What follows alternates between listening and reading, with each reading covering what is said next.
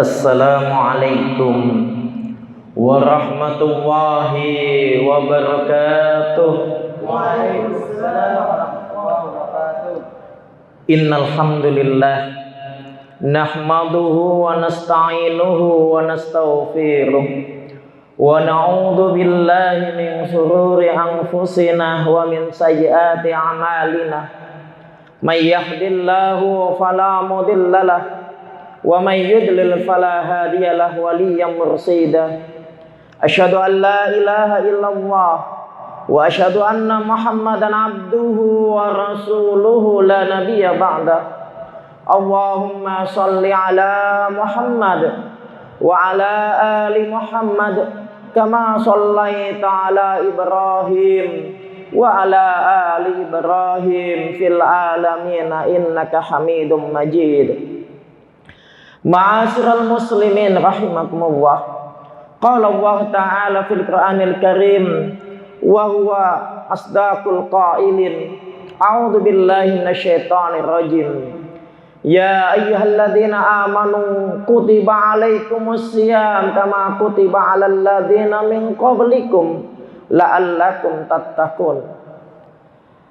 Amma ba'd, hadratul kiram, para angkatan muda Muhammadiyah dan para pemirsa TV Masjid At-Taqwa Dupak Bangun Sari yang dirahmati oleh Allah. Syukur alhamdulillah, pada kesempatan yang mulia di hari ke-24 di bulan suci Ramadan, yang mana insya Allah nanti malam kita memasuki malam yang ke-25. Kita bermunajat kepada Allah agar Allah menyempurnakan ibadah kita di bulan suci Ramadan, agar Allah menyampaikan ke kita kepada Idul Fitri, dan agar Allah menjadikan kita golongan orang-orang yang mendapatkan derajat manusia utama, la'allakum tattaqun. Sebelum kajian ini saya awali dengan doa.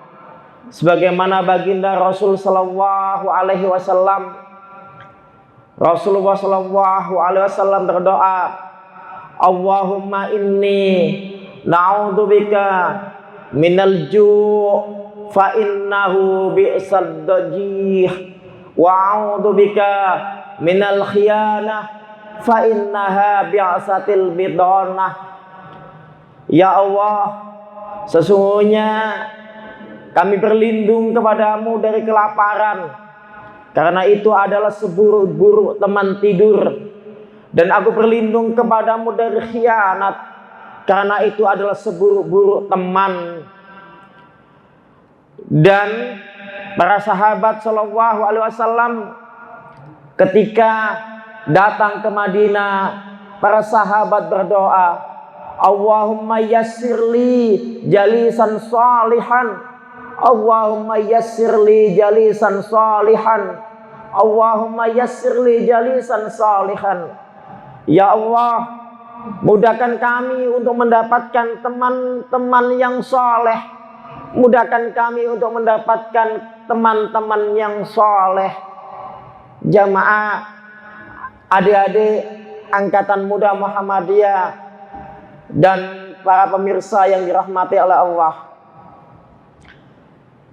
Awal kajian saya awali dengan dua doa yang disampaikan oleh baginda Rasul sallallahu alaihi wasallam dan menjadi doa dari para sahabat-sahabat Nabi terkait dengan tema pada kesempatan sore ini, agamamu tergantung dengan temanmu. Ketika sepenggal kalimat ini kita maknai dengan makna yang keliru, maka kadang orang menganalogikan bahwa agama kita tergantung agama teman kita. Kalau teman kita Nasrani, kita menjadi Nasrani. Kalau teman kita Yahudi, kita menjadi Yahudi. Kalau teman kita Muslim, kita akan menjadi Muslim. Maka untuk lebih detailnya, saya akan mengkaji ini secara khusus agar dalam hidup yang super singkat ini kita tidak salah teman.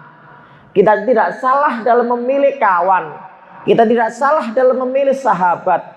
Karena teman kita, sahabat kita, kawan kita nanti akan berpengaruh besar dalam hidup kita. Maka di awal tadi saya awali dengan sebuah doa. Ya Allah, mudahkan kami untuk mendapatkan teman-teman yang soleh. Ya Allah, mudahkan kami mendapatkan teman-teman atau sahabat-sahabat yang soleh. Ya Allah, mudahkan kami mendapatkan kawan-kawan yang soleh. Karena sahabat, teman, kawan atau saudara sangat berpengaruh dalam hidup kita. Kembali dengan tema yang begitu sangat indah untuk kita kaji bersama-sama. Mudah-mudahan kajian ini mengilhami kita untuk menjadi manusia-manusia yang bisa mendapatkan surganya Allah. Bisa jadi melalui perantaraan teman-teman atau kawan-kawan kita. Bisa jadi ketika kita nanti di yaumil mahsyar divonis untuk mendapatkan nerakanya Allah. Tapi karena kita memiliki teman yang soleh, kita memiliki sahabat yang soleh, maka teman sahabat kita menjadi wasilah, menjadi sebab jalan kita mendapatkan surganya Allah. Maka oleh karena itu, kawan-kawan, sahabat-sahabat, saudara-saudara sekalian, mari kita berhati-hati dalam memilih teman. Mudah-mudahan waktu yang singkat bisa menjadikan kita mendapatkan teman yang sangat begitu menjadikan kita penghuni surganya Allah. Allah Subhanahu wa taala di dalam Al-Qur'an surat Az-Zukhruf pada ayat yang ke-67 Allah berfirman, Al-akhilla yawma idim ba'duhum li ba'din aduwwan ilal muttaqin.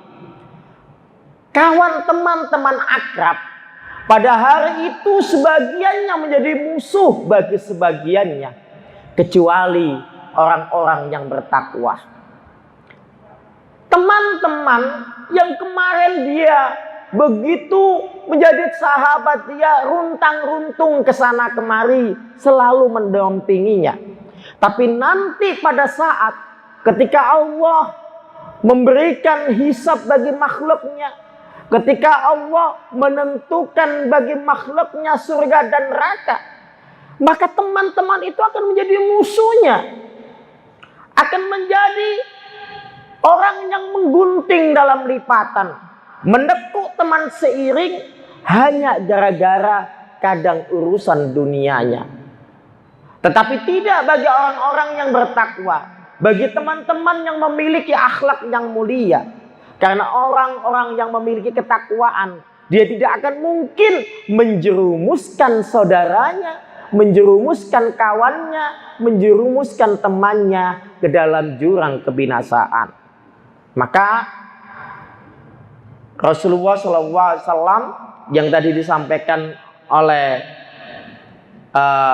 pembawa acara mengutip sebuah hadis yang terdapat dalam kitab Sunan Abu Dawud dan juga terdapat dalam kitab Sunan At-Tirmidzi dan juga terdapat dalam Musnad Imam Ahmad. Rasulullah SAW bersabda, Ar-rajulu ala dini khalili falyanzur ahadukum may yuhalilu. Di dalam riwayat yang lain disebutkan al-mar'atu ala dinil khalili falyanzur ahadukum may yuhalilu. Seseorang itu, kata Nabi, lelaki itu, wanita itu tergantung agama dari teman dekatnya, dari kawan dekatnya. Oleh karena itu, kata Nabi, hendaklah kamu memperhatikan siapa yang akan kamu jadikan teman. Jangan sembarang orang dijadikan teman. Karena teman itu akan berpengaruh terhadap agama kawannya, temannya. Di dalam riwayat yang lain terdapat dalam kitab Sunan Abu Dawud dan Sunan At-Tirmidzi dan dihasankan oleh At-Tirmidzi. Rasulullah pun bersabda, la tusahib illa mu'minan. Jangan engkau berteman kecuali kepada orang-orang yang mukmin. Maka jelaslah, untuk menjadikan kita orang yang beragamakan baik, beribadahkan baik, maka tidak bisa kita mencari sembarang teman. Karena Rasulullah SAW mengatakan, la tusahib illa mu'minan. Jangan kamu jadikan teman kecuali orang-orang yang mukmin. Di dalam riwayat yang lain, baginda Rasul bersabda, al-mu'min mir'atun mu'min. Orang mukmin itu cerminan dari mukmin yang lainnya. Kawan kita itu cermin bagi diri kita. Jika kawan kita baik, maka baiklah diri kita. Dan begitu juga sebaliknya, ketika kita ingin mengetahui tentang bagaimana sih fulan itu, maka jangan tanya si fulan, tanya sama temannya si fulan. Karena teman si fulan akan menceritakan bagaimana tentang si fulan itu. Maka benar kata Rasulullah dalam hadis yang diriwayatkan oleh Tabrani dalam Al-Awsat dari sahabat Anas dan disahihkan oleh Al-Albani, al-mu'minu miratul mu'min. Mukmin itu cermin bagi mukmin yang lainnya. Oleh karena itu kawan, jangan salah kita memilih teman. Karena mungkin orang ingin mengetahui kita akan dilihat siapa teman kita. Jika teman kita adalah penjual togel, maka kita dianggap sebagai pemain togel. Jika teman kita itu adalah orang yang hobi untuk berlaku maksiat, maka kita kadang divonis orang yang suka maksiat. Tetapi sebaliknya, ketika teman kita adalah orang yang ahli ibadah, aktivis masjid, orang yang selalu ibadah tepat waktu, yang selalu menjaga bacaan Qur'annya dengan tadarus, maka bisa jadi kita yang mungkin tidak sebaik teman kita, dianggap kita sebaik teman kita. Maka teman adalah cermin dalam hidup kita. Beberapa ulama mengkategorikan teman seperti Ibnul Qayyim Al-Jauzi. Beliau menggolongkan teman itu dalam 4 golongan. Yang pertama, teman bergaul itu bagaikan makanan. Kita tahu makanan pokok adalah sesuatu yang menjadi kebutuhan pokok dalam hidup kita. Ketika tanpa ada makanan, kita berusaha mencarinya dengan berbagai macam cara. Kita harus bekerja keras siang dan malam, kadang tak kenal waktu. Kita harus belajar yang gigih, belajar agar kita nanti menjadi orang yang sukses. Maka yang dimaksud dengan teman bergaul bagaikan makanan adalah mereka yang begitu sangat menjadi kebutuhan dalam hidup kita. Siapakah mereka itu? Mereka itu adalah para ulama. Mereka adalah orang-orang yang soleh. Maka jadikan ulama dan orang-orang yang soleh sebagai teman kita. Dia akan mengajarkan kita tentang kebaikan. Dia akan memberikan pendidikan kita ketika kita butuh tentang ilmu agama. Bahkan orang-orang yang soleh itu, kalau kita salah, kita akan diingatkan dengan cara yang benar. Maka pilihlah kelompok yang pertama, kata Ibnul Qayyim Al-Jauzi, bahwa teman bergaul bagaikan makanan. Adapun yang kedua, teman bergaul bagaikan obat. Kita tahu obat. Obat adalah sesuatu yang dibutuhkan ketika perlu saja. Kita sakit, maka kita butuh obat. Ketika kita tidak sakit, obat pun kita tinggalkan. Nggak mungkin kita tidak sakit tetap mengkonsumsi obat, nggak mungkin. Siapakah teman bagaikan obat itu? Teman bagaikan obat adalah mereka yang biasa berhubungan dengan kita sesuai dengan profesi kerja kita. Mungkin dia adalah teman sekolah kita, mungkin dia adalah teman kerja kita, mungkin dia adalah teman dalam kehidupan kita sehari-hari di kampus, rekan kerja kita, tetangga kita. Kita hanya butuh, mereka hanya butuh ketika ada keperluan saja. Kadang ini bermanfaat dan kadang pula ini tidak ada manfaatnya. Yang ketiga, teman bergaul bagaikan penyakit. Apa itu yang dimaksud dengan teman bergaul bagaikan penyakit? Teman itu tentu tidak akan mendatangkan kebaikan dalam diri kita. Bahkan sebaliknya, dia merugikan kehidupan kita. Adakah penyakit yang menguntungkan? Ketika sekarang ini musim pandemi COVID, orang dituduh kena penyakit corona, Masya Allah, dikucilkan. Rumahnya kadang diisolasi, ada yang dipolis lain.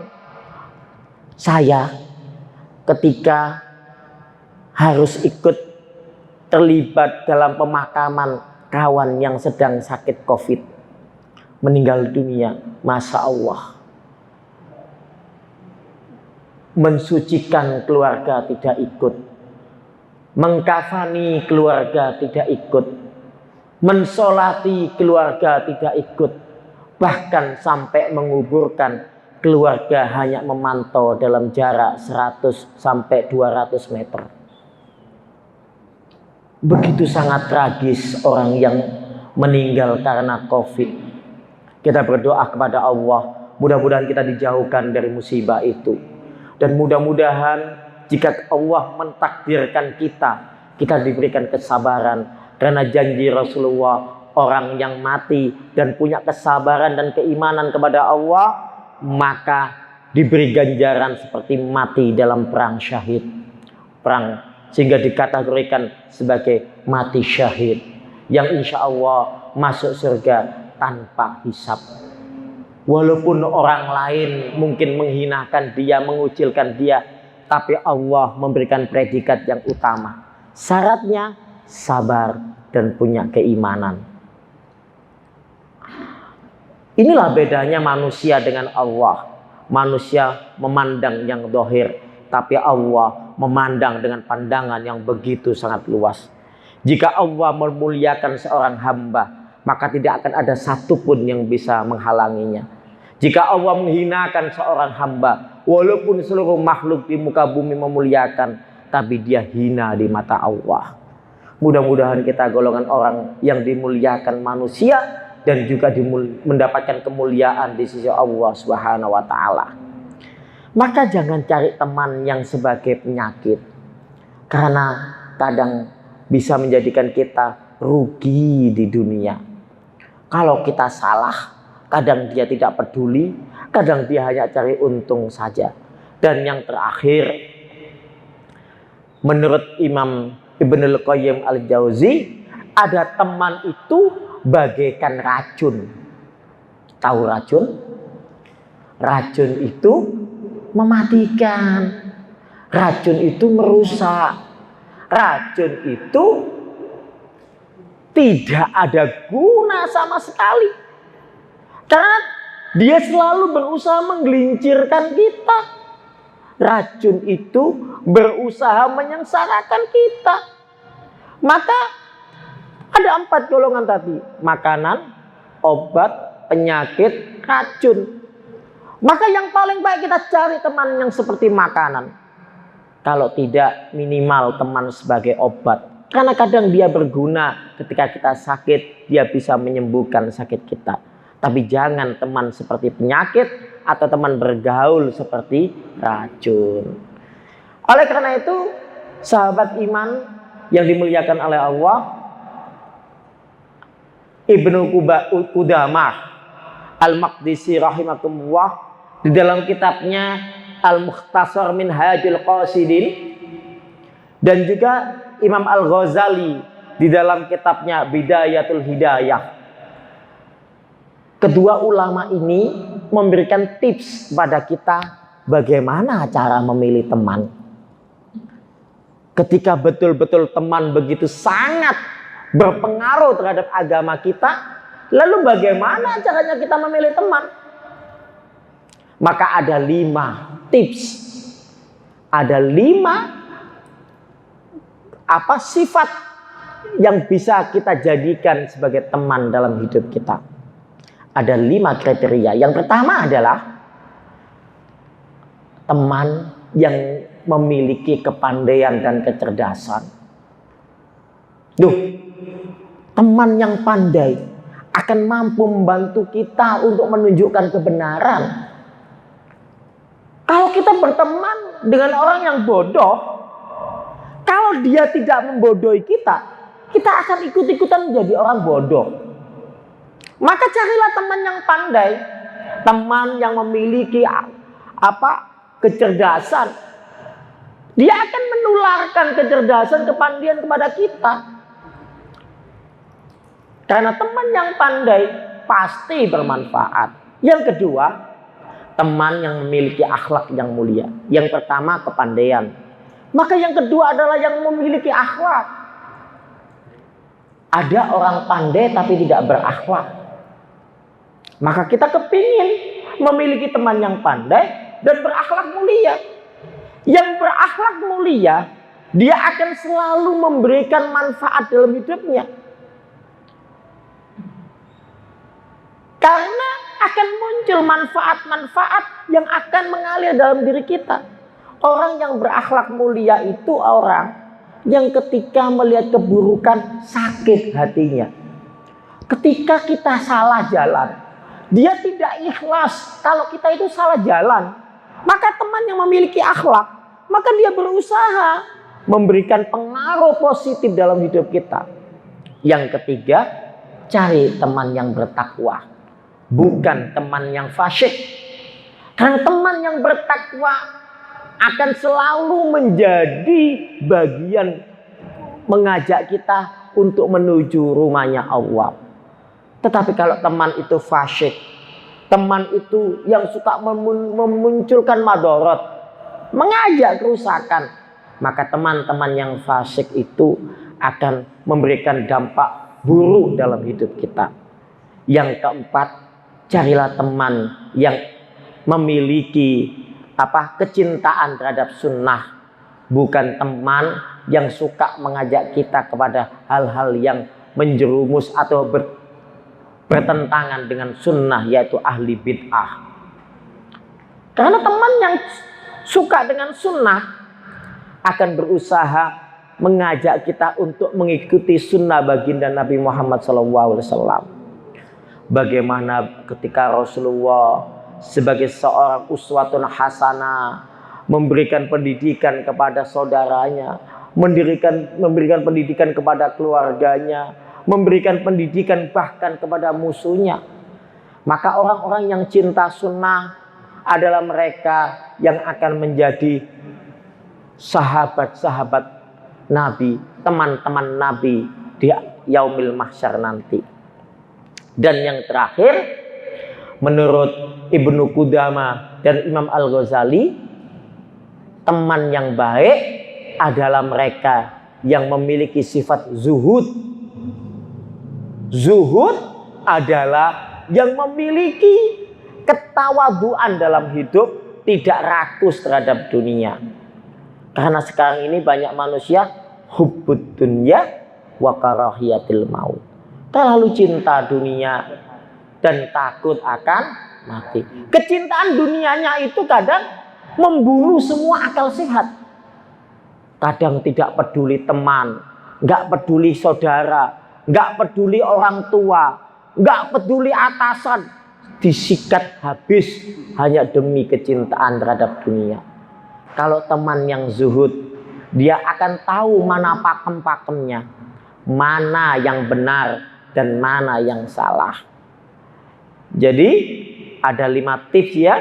Yang pertama pandai, kedua berakhlak, ketiga bertakwa, keempat cinta sunnah, dan yang kelima adalah mereka yang memiliki watak zuhud, qanaah, begitu apa adanya dalam hidup. Ini adalah tips dari Ibnu Qudamah dan Al-Ghazali tentang bagaimana cara memilih teman. Sampai jam berapa?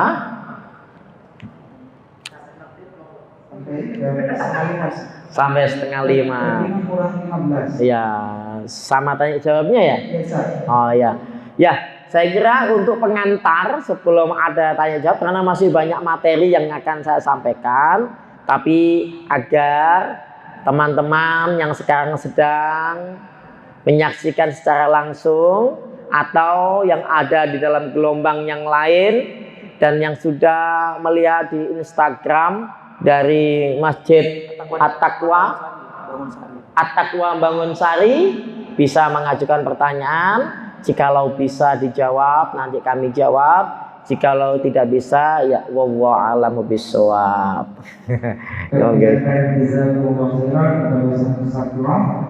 Intinya teman-teman sebagai muslim semuanya yang di rumah, kita sebagai seorang muslim harus cepat daripada yang mungkin dalam memilih teman dalam beragama. Jangan sampai teman kita menjerumuskan kita kepada jurang kebinasaan ataupun jurang kebinasaan atau kebinasaan dari. Dan sudah disampaikan pada Bapak Ustaz Musabdua tips-tips dari para ulama-ulama, yaitu dari Imam Ibnu Qayyim al-Jauziyah bahwasanya pilihlah teman seperti kita memilih makanan atau kita makan sehari-hari. Ya, makanan pokok. Ya. Dan yang kedua, pilihlah teman seperti kita minum obat. Ya. Kita butuhkan ketika kita sakit dan tidak datang ketika ada butuhnya sedikit. Betul. Yang ketiga, jangan sampai kita memilih teman seperti penyakit, yaitu yang menjerumuskan kita kepada jurang kebinasaan, jurang api neraka, dan tidak memberikan motivasi apapun di dalam hidup kita. Dan yang ketiga dan yang keempat, jangan pilih teman seperti racun yang akan meracuni hati kita sehingga kita akan jauh dari Allah dan jauh dari sunnah-sunnah baginda Rasulullah SAW. Bagi teman-teman semuanya, sobat muslim semuanya, ataupun yang ada teman-teman yang berada di sini, bisa mengajukan pertanyaan dan musyawarah dan dijawab langsung oleh Bapak Ustaz Ketua. Memberikan kepada para sobat muslim semuanya yang ada di rumah. Sambil menunggu berbuka, kita mendengarkan kajian-kajian yang ada di Masjid At-Taqwa Bangunsari. Ya. Saya juga mau bertanya ini dari saya. Bagaimana menasihati seseorang teman yang dimana teman itu susah dalam menasihati? Kita ajak dalam sholat misal, itu pun masih kayak males. Jadi kita itu sudah berusaha dalam menasihati, tapi temannya itu males lah untuk kita ajak menuju rumah Allah bersama-sama. Gimana dia sudah caranya? Iya.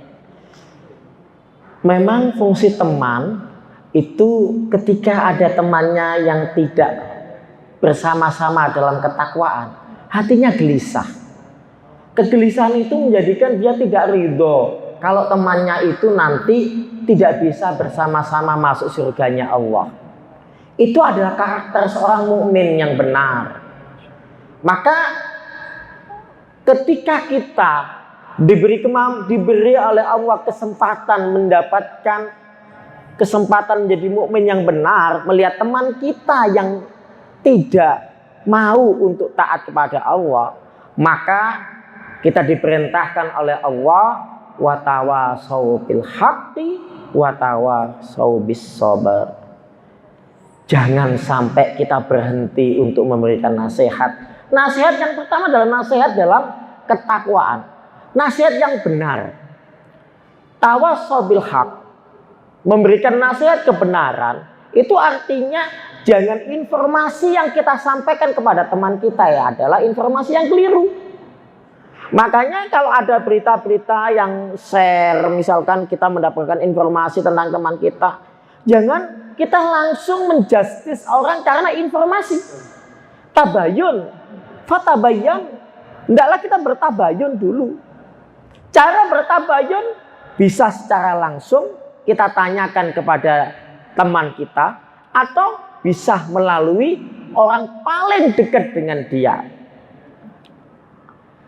Dan ketika kita melihat teman kita tidak bersama-sama dalam ketakwaan kepada Allah, maka jangan kita berhenti untuk memberikan dia nasihat.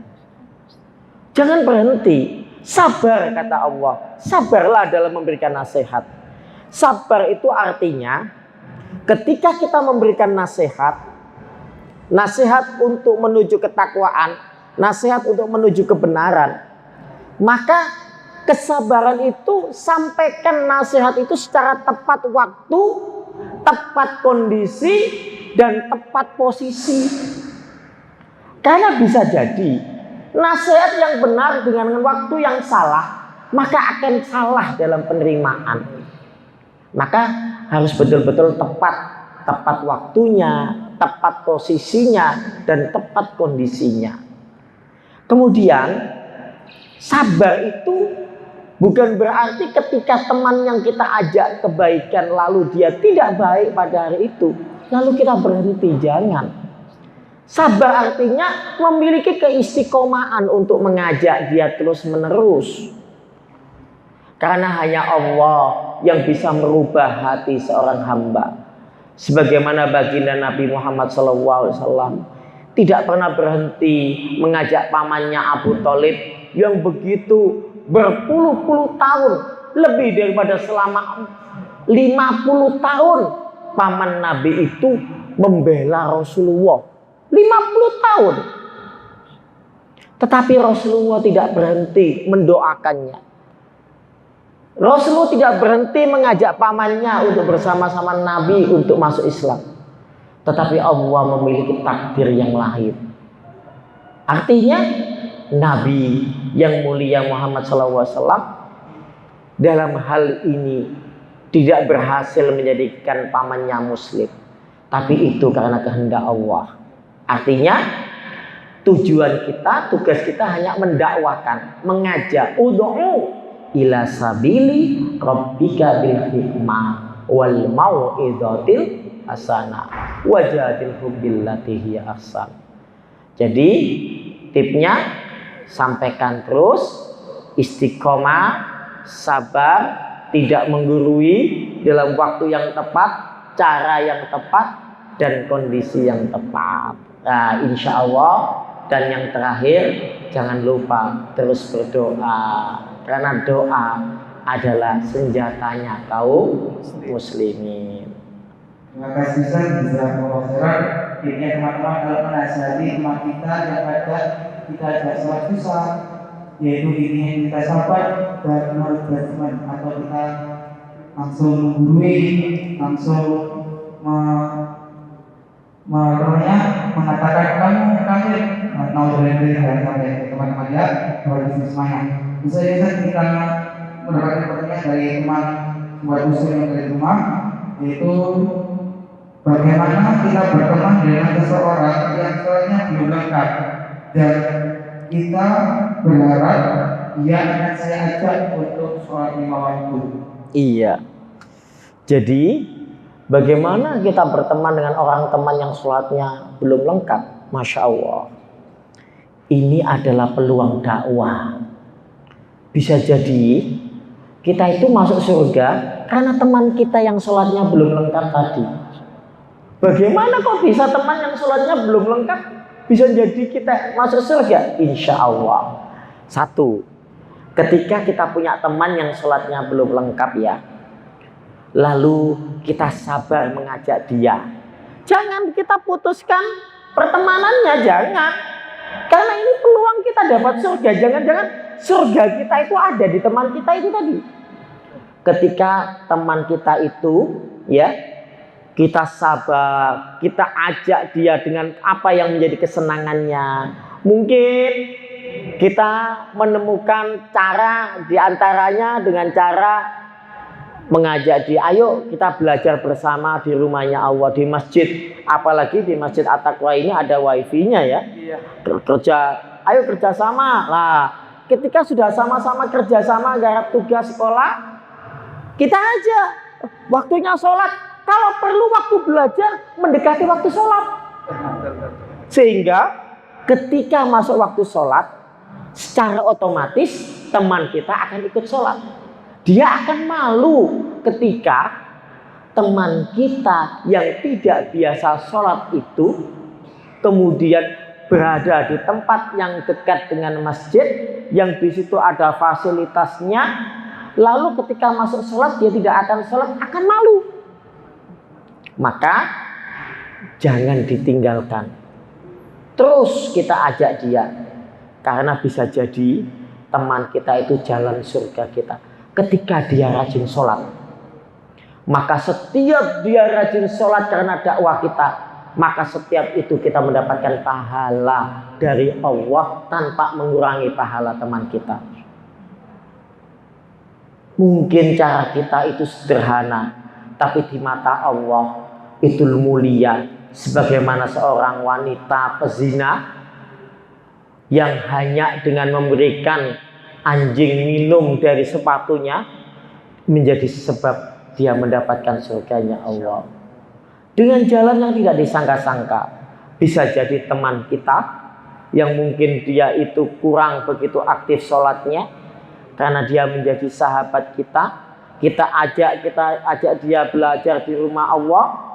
Kemudian ketika masuk sholat dia akan sholat bersama kita dan akan menjadi kebiasaan kita dengan doa-doa kita. Maka itu menjadi jalan kita mendapatkan surganya Allah. Maka jangan ditinggalkan. Eman, itu peluang surga, itu kunci surga teman kita. Nah, mudah-mudahan ada guna dan manfaatnya ya.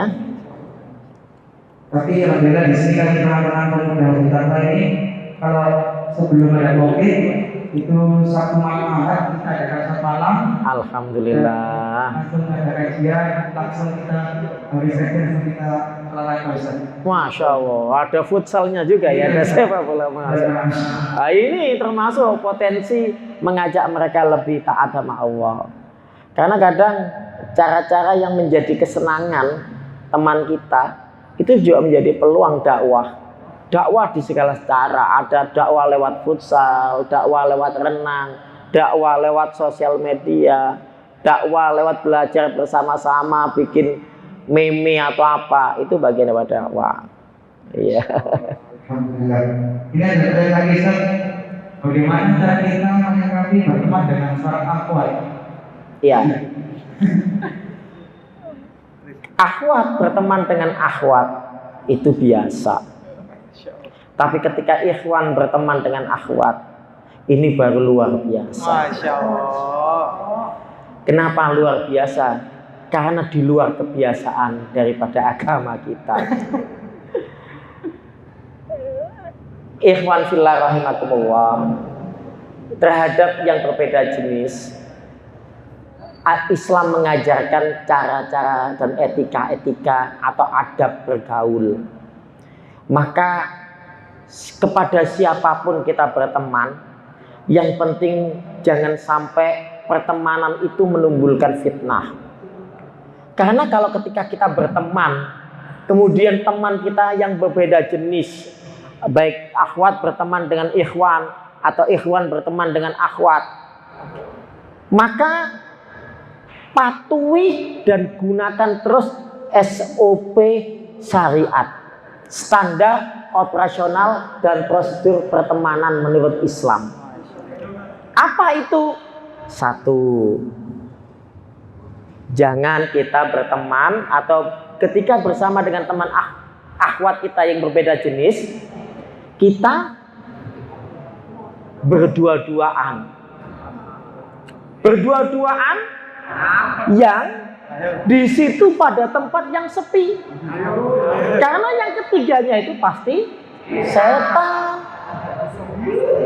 Sebab ingat, setan itu yuwaswisu fi sudurinnas. Dia tidak akan pernah senang dan ridho ketika kita berada dalam majelis ini. Nggak senang setan. Maka setan akan berusaha agar kita itu tergerus amal kita. Bisa jadi jalan pengajian bareng. Selepas pengajian ada teman akhwat minta diantarkan ke pulang. Nah, menolong saudara kita itu adalah perintah Allah, tetapi menolong dengan cara dan syariat yang benar.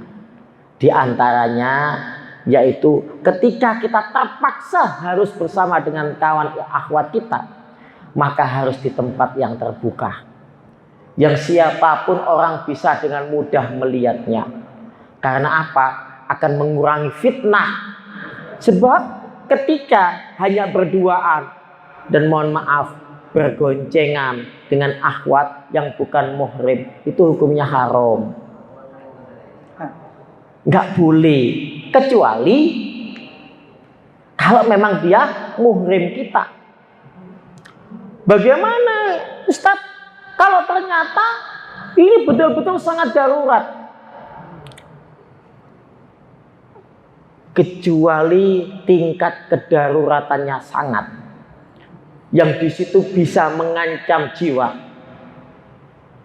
maka hal itu dibolehkan karena hukum kedaruratan berlaku. Tetapi ketika tingkat kedaruratan itu bisa kita minimalisir, bisa kita kurangi dan bisa kita tinggalkan, maka tinggalkan. Karena ketika kita mengikuti hawa nafsu kita, maka itu menjadi ancaman dan bahaya. Sebab pepatah Arab mengatakan, as-sahibu sahibun imma ilal jannah wa imma ilan nar. Kawan itu, sahabat itu bisa menjadikan menarik kita, menarik ke dalam surga atau menarik ke dalam neraka. Menolong orang itu bisa berpotensi menjadikan kita mendapatkan surga dan mendapatkan neraka. Maka hati-hati. Di antaranya adab bicara, adab bergaul. Kemudian ketika kita bertemu dalam urusan dakwah, hindarkan sekecil-kecilnya fitnah. Karena menghindarkan fitnah jauh lebih utama daripada kita berpotensi menghadirkan orang lain berdosa karena memfitnah kita. Saya kira mungkin itu yang bisa dijadikan, ya, hindarkan hal-hal yang berpotensi dengan fitnah, cari tempat yang diketahui banyak orang, dan jangan, kalau bisa tidak sampai berduaan dengan teman yang berbeda jenis dengan kita. Saya kira itu yang mungkin bisa saya sampaikan. Sebelum kita belajar dari teman-teman yang sudah muslimnya ada di rumah, bagi para jemaah yang ingin teman-teman yang berada di sini bisa langsung bertanya kepada Ustaz. Kami persilakan.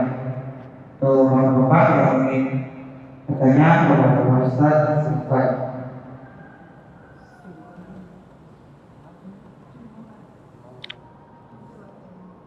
Pertanyaan?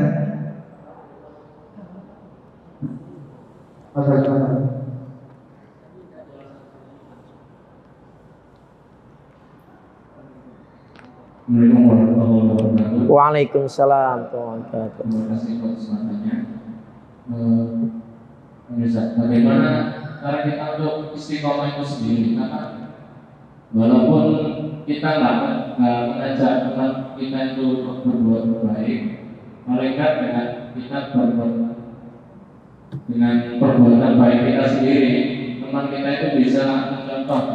Jadi bagaimana agar kita tetap istiqomah walaupun kita ajak teman, hanya dengan perbuatan kita sendiri teman itu sudah bisa mencontoh perbuatan kita. Terima kasih. Iya, terima kasih.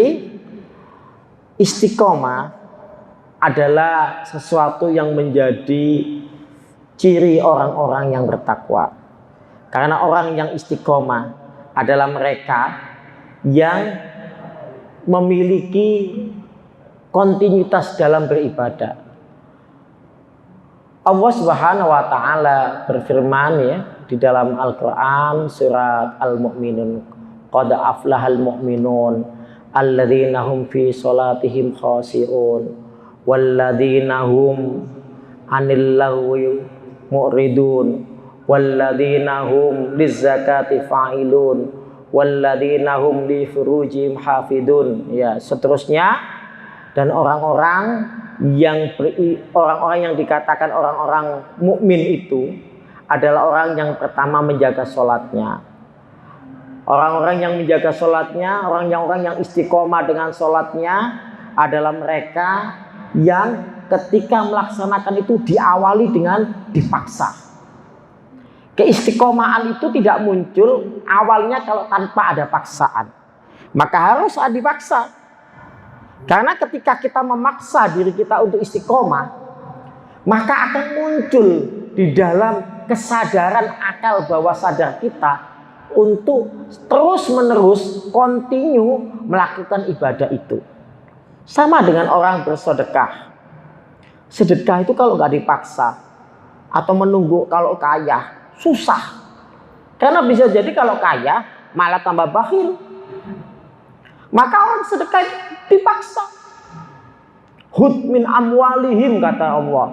Ambillah harta orang-orang yang beriman, yang ketika sudah masuk dalam kategori wajib berzakat, disuruh ngambil, dipaksa. Karena untuk urusan ibadah, ketika itu dalam urusan untuk melatih diri kita, maka harus dipaksa. Yang kedua, munculkan mukhlisina lahuddin, ikhlas. Karena keistiqomahan itu diawali dengan keikhlasan. Betulkan niat kita karena Allah. Lalu upayakan secara maksimal bahwa kita anta'budallaha ka'annaka tarahu fa illam yakun tarahu fa innahu yaraka. Jika kamu beribadah kepada Allah itu ka'annaka tarahu, kamu bisa melihat Allah. Fa illam yakun tarahu, maka jika kamu tidak mampu melihat Allah, fa innahu, maka sesungguhnya Allah itu yaraka, melihat kamu. Maka itu akan memunculkan kekhusyuan. Ketika kita niat betul, ikhlas mukhlisina lahuddin, lalu kita berusaha semaksimal mungkin untuk bisa benar, maka paksa itu, maka akan lahir keistiqomahan, akan lahir kesadaran beribadah, bahwa ibadah itu bukan karena kita ini Allah butuh kita, tapi bagaimana kita jadikan kita yang membutuhkan Allah. Ketika ibadah itu karena kita membutuhkan Allah dan ibadah itu karena untuk diri kita, akan lahir itu. Kalau kita sudah istiqomah, maka kawan-kawan kita, teman-teman kita akan sedikit banyak terpengaruh dengan keistiqomahan kita. Karena memang ketika kita bisa beribadah dan bisa kita jadikan ibadah itu syiar. Bedakan syiar dengan riya. Memang dalam hal ini tipis ya. Mensiarkan ibadah, fahaddis birah apa? Quran itu fahaddis. Nah, surat Ad-Duha ayat yang terakhir itu ya, kita disuruh menyampaikan, memberikan contoh dalam beribadah itu, mensyiarkan. Supaya apa? Orang yang terdekat dengan kita, wa amma binikmati bi rahmatika fahaddis. Maka nikmat Tuhanmu yang telah diberikan kepadamu itu, maka sampaikan, siarkan, tunjukkan. Tujuannya bukan untuk riya, tapi tujuannya agar bisa menjadi bagian daripada dakwah. Lah, keistiqomahan kita yang kita bentuk. Kemudian ketika teman kita melihat kita dan kita jadikan itu sebagai wasilah, contoh kepada teman kita. Aku loh ketika sholat tepat waktu, bisa mampu sholat tepat, ternyata alhamdulillah rezekiku dilancarkan oleh Allah. Alhamdulillah ketika ada yang mau mengajak saya berbuat jahat, sholatku bisa membentengiku dari perbuatan jahat. Maka tidak sedikit teman kita akan berusaha meniru. Lah ini termasuk diantaranya dakwah dengan jalan menunjukkan ibadah kita. Tapi betul-betul kita tata hati. Kita niatkan, ya Allah, aku tidak ingin pamer ibadah, tapi aku kepingin syiar dakwah dalam ibadah. Ini dibolehkan. Dan Allah itu sangat-sangat tahu atas apa yang menjadi prasangka hambanya. Makanya orang lain mau menilai kita apapun terserah. Yang penting kalau perlu kita sampaikan kepada Allah dengan kita tuturkan, kita lisankan kepada Allah dalam doa kita. Ya Allah, saya mau tunjukkan ini bukan untuk pamer, tapi untuk syiar dakwah. Mudah-mudahan Engkau maha tahu atas niatku ini. Itu cukup. Karena insya Allah menilai ibadah kita, bukan manusia yang akan menilai ibadah kita. Dan itu akan bisa jadi jalan teman kita, sahabat kita akan terpancing untuk ikut istiqomah bersama dengan kita. Ya, saya kira itu ya. Mudah-mudahan ada guna dan manfaatnya ya. Kadang seseorang, kadang itu kalau kita ngekos sebuah kajian, masa-masa itu, kadang kita masih bisa. Oh, sok pinter ya. Ya, iya betul. Niat kita tuh mau ini kadang ada bisikan setan, ada itu. Di hati kita tuh ada prasangka-prasangka. Iya. Memang seringkali kadang orang mau berbuat baik itu dimunculkan gini. Jangan sok alim, ojo sok keminter, jangan sok soleh. Sesuatu yang jelas bertentangan dengan kebaikan itu mesti bisikan setan. Ya. Kalau kita niatkan itu untuk kebaikan, lalu ada bisikan, ingat, yuwaswisu fi sudurin nas. Setan tuh akan berusaha mencoba menganggap ketika ada kalimat begini dalam hati kita, ya, saya ini kok sok alim ya. Jangan-jangan itu adalah bisikan setan supaya kita berhenti dakwah. Padahal di dalam hati nurani kita bahwa saya lakukan ini, saya tujuannya dakwah. Saya mau dakwah ceramah, saya punya keterbatasan. Saya mau dakwah di mimbar, saya punya keterbatasan. Saya bisanya bagi-bagi share tentang undangan dakwah. Itu termasuk dakwah. Bayangkan kalau di dalam HP kita ada 300, 500 pertemanan. Kemudian teman-teman itu, yang 500 itu istiqomah kita undang tanpa ada niat menggurui dan diawali dengan kalimat mohon maaf. Kita awali dengan kalimat mohon maaf, mohon izin, afwan. Lalu kita sampaikan.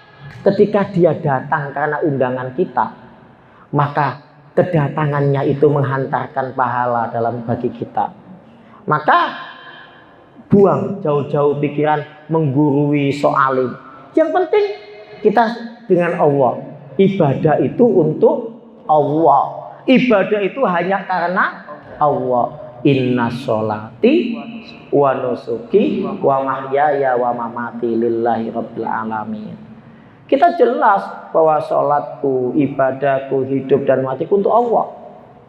Perkara orang mau menganggap lain, silakan. Yang penting kita tetap istiqomah, sabar, dan yang terakhir tawakal. Jangan lupa berdoa ya, karena doa itu bagian dari senjata kita. Apalagi di bulan Ramadan ini, sebab selama kita berpuasa, kita berdoa, maka tidak ada alasan bagi Allah untuk tidak mengabulkan doa kita. Maka doa orang yang berpuasa ini mustajabah. Ya, saya kira itu mudah-mudahan ada guna dan manfaatnya. Semoga Allah Subhanahu wa taala menjadikan kita bersama dengan teman-teman kita, kawan-kawan kita, sahabat-sahabat kita bisa masuk surga bersama-sama, bisa menjadi rombongan pejuang-pejuang agama Allah. Karena insya Allah di dunia kita hanya mencari bekal dan sanggup menghadap Allah Subhanahu wa taala. Kurang lebihnya mohon maaf.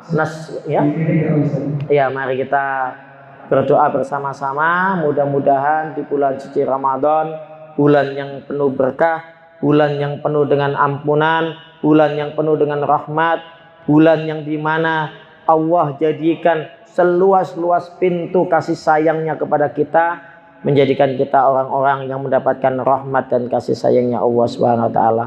Innallaha wa malaikatahu yusholluna 'alan nabi ya ayyuhalladzina amanu shallu 'alaihi wa sallimu taslima.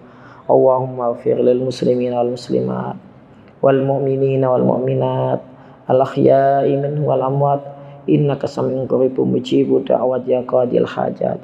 Rabbana dhalamna anfusana wa illam taghfir lana wa tarhamna lanakunanna minal khasirin. Allahumma arinal haqqa haqqan warzuqna ittiba'ah wa arinal batila batila warzuqna tinaba. Rabbana atina fid dunya hasanah wa fil akhirati hasanah wa qina adzabannar. Ya Allah, Engkau adalah Zat yang Maha Rahman dan Maha Rahim. Engkau adalah Zat yang penguasa seluruh alam semesta dan seluruh makhluk yang ada di dalamnya. Ya Allah, jadikan kami hamba-hambamu yang taat kepadamu sampai yaumil akhir. Jadikan kami golongan hamba-hambamu yang terus memperjuangkan syiar agamamu sebagai bentuk kontribusi kami terhadap agamamu untuk akhirat kami. Ya Allah, ya Rahman, ya Rahim, jadikan kawan-kawan kami, teman-teman kami yang mungkin mereka memiliki kelemahan iman, kuatkan imannya ya Allah. Jika mereka memiliki sakit, sembuhkan sakitnya ya Allah. Jika mereka memiliki keterbatasan rezeki, tambahkan rezekimu kepada mereka ya Allah. Ya Allah, ya Rahman, ya Rahim, bangsa kami sedang mengalami wabah. Hilangkan wabah dan bala ini bagi kami semua. Lindungi kami dari musibah yang menjadi bagian daripada ketentuan yang telah Engkau tentukan bagi makhlukmu. Ya Allah, berilah kami kekuatan ya Allah menghadapi ujian dunia dan ujian di akhiratmu nanti. Jadikan kami golongan orang-orang yang pandai bersyukur atas segala nikmat-Mu, pandai bersyukur atas segala karunia-Mu, dan jadikan kami golongan orang-orang yang selalu dan tiada pernah berhenti untuk mengharap ridho-Mu ya Allah. Ya Allah, ya Rahman, ya Rahim, Ramadan yang tinggal beberapa hari lagi ini mudah-mudahan menjadi Ramadan yang penuh makna dan barokah bagi kami, sehingga melahirkan ketakwaan dalam diri kami, sehingga melahirkan kesucian dalam batin kami, sehingga bisa merubah akhlak dan mental kami untuk selalu bertakwa, untuk selalu taat kepadamu, meninggalkan segala larang-laranganmu, dan menjalankan semua syariat-syariatmu, dan menjadi bagian daripada tentara-tentaramu untuk menegakkan agamamu. Ya Allah, ya Rahman, ya Rahim, jadikan kami orang-orang yang selalu pandai bersyukur, dan lindungi kami dari segala macam sikap takabur, sikap riya, sikap sum'ah, sikap atau sifat yang bisa menghilangkan dan menggugurkan seluruh amal ibadah kami. Hanya kepadamu kami bertawakal, hanya kepadamu kami berserah diri, hanya kepadamu kami beribadah, dan hanya kepadamu kami mohon perlindungan. Rabbana atina fid dunya hasanah wa fil akhirati hasanah wa qina adzabannar. Amin ya rabbal alamin. Subhanaka Allahumma bihamdika asyhadu an la ilaha illa anta astaghfiruka wa atubu ilaik. Nasrun minallah wa fathun qarib wa basyiril muslimin fastabiqul khairat. Assalamualaikum warahmatullahi wabarakatuh. Waalaikumsalam.